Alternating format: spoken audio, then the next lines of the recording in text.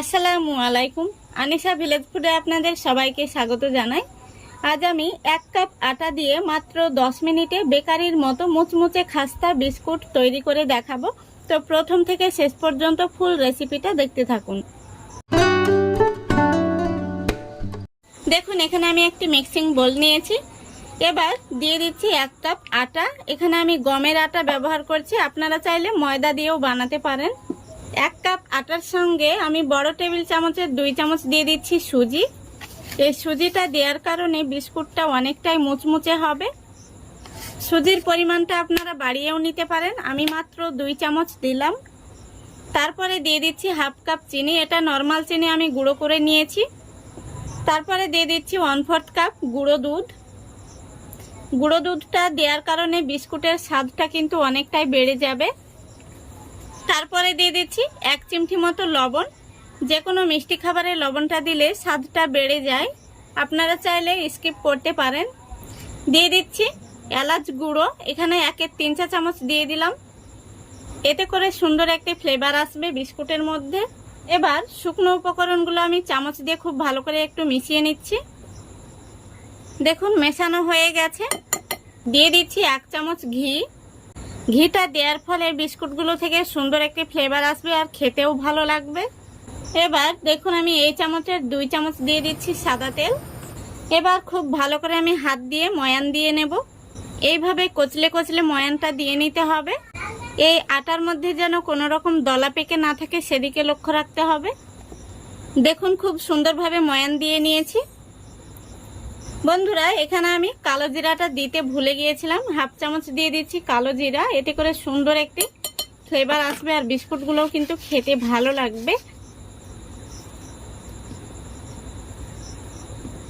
এবার অল্প অল্প জল দিয়ে আমি শক্ত করে একটি ডো মেখে নেব।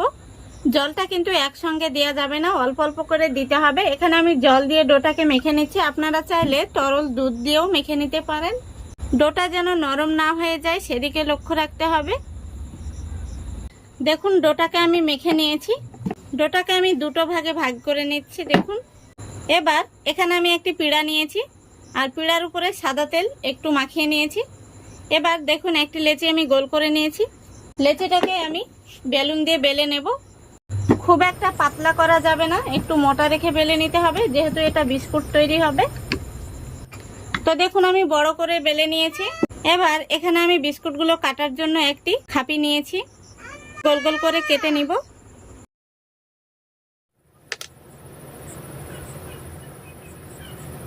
রুটির এই বাকি অংশটা আমি আবারও বেলে কেটে নিব।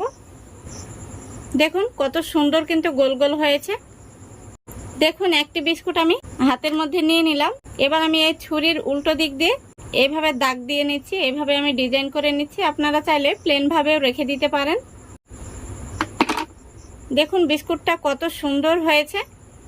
আর এই ডিজাইনটা কিন্তু একদম সহজ ডিজাইন। আরও একটি বিস্কুটের ডিজাইন তৈরি করে আপনাদের দেখিয়ে দিচ্ছি। দেখুন দেখুন, আরও একটি বিস্কুট রেডি হয়ে গেল। এইভাবে আমি সবগুলো বিস্কুট রেডি করে নেব, তারপরে আপনাদের দেখাচ্ছি। দেখুন, সবগুলো বিস্কুট আমি রেডি করে নিয়েছি আর বিস্কুটগুলো কত সুন্দর হয়েছে। এবার আমি এই বিস্কুটগুলোকে ভেজে নেব। বিস্কুটগুলো ভাজার জন্য আমি তেলটা আগে থেকে গরম হতে বসিয়েছিলাম। তেলটা দেখুন খুব সুন্দরভাবে গরম হয়ে গেছে। গ্যাসের ফ্লেমটা আমি লো টু মিডিয়ামের মাঝামাঝিতে রেখে বিস্কুটগুলো দিয়ে দিচ্ছি। গ্যাসের ফ্লেমটা কখনোই বাড়িয়ে দেবেন না, নইলে বিস্কুটগুলো উপর থেকে তাড়াতাড়ি কালার চলে আসবে আর ভেতরটা কাঁচা থেকে যাবে। কিছুক্ষণ পর আমি বিস্কুটগুলোকে উল্টে দিচ্ছি। বিস্কুটগুলোকে আমি উল্টে পাল্টে গোল্ডেন ব্রাউন কালার করে ভেজে নেব। দেখুন, বিস্কুটগুলো ভাজা হয়ে গেছে আর কত সুন্দর কালার এসছে, আমি আপনাদের কাছে থেকে দেখিয়ে দিচ্ছি। এই দেখুন, এবার বিস্কুটগুলোকে আমি তেল থেকে তুলে নেব।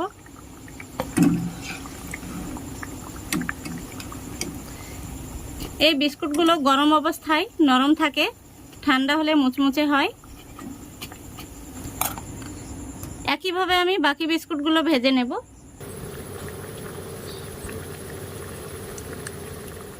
তো দেখুন, সবগুলো বিস্কুট ভাজা হয়ে গেছে। এবার আমি তেল থেকে তুলে নিচ্ছি।